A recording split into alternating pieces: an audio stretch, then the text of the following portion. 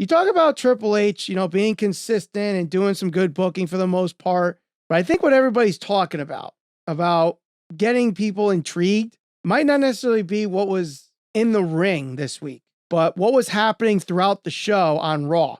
I'm sure everybody in the IWC saw this, that watched Raw or followed Twitter Monday night into Tuesday afternoon. This QR code that showed up on Raw, and it was right when they were showing a graphic for Austin Theory versus Kevin Owens. So you scan the QR code, and there's all this cryptic stuff. It's got a white rabbit that says, "Feed your head," which is the ending lyric of the song White Rabbit by Jefferson Airplane. You click that and it does all this other stuff. It leads to a hangman game where the question is asked, who killed the world? And it says you did is the puzzle that's solved. But it chooses other letters throughout the thing, and the first 5 letters that are chosen spell out demon. So there's a lot of things going on, and people think that this is a tease for the return of Bray Wyatt. Now, when is this happening?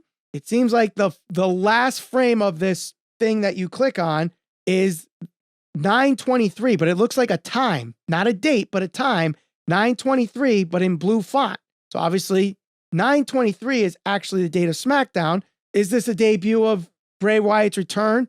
But I told you, Ralph, we were texting about this, and I said, no, could it not be 9:23 the date, but 9:23 the time? And lo and behold, you text me back at 9:23.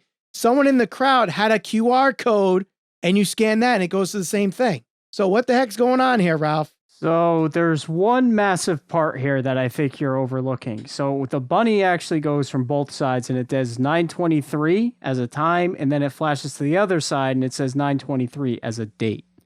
So I think, which is tomorrow, Smackdown, whomever this is, whether it's The Fiend, and it can be The Fiend because I think the thing it says you did, or follow me, or who ruined the world, or whatever the question was. You did. I think that can be some type of cryptic message for Roman.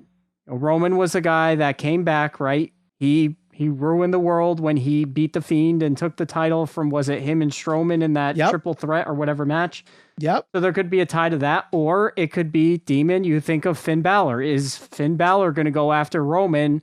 Because, correct me if I'm wrong, Roman in that very odd match where the ring rope broke, is this Finn Balor and is his whole gang of posses there in the Judgment Day? Are they going to go after, the bloodline? Well, the thing is, the X's on that were purple, which would tie into the Judgment Day color theme right now. So that could be something that people are overlooking because it seems like everything is tying into Bray Wyatt, but it could be the Judgment Day. It could be the Demon Finn Balor as, a dark horse or a red herring, whatever the case may be.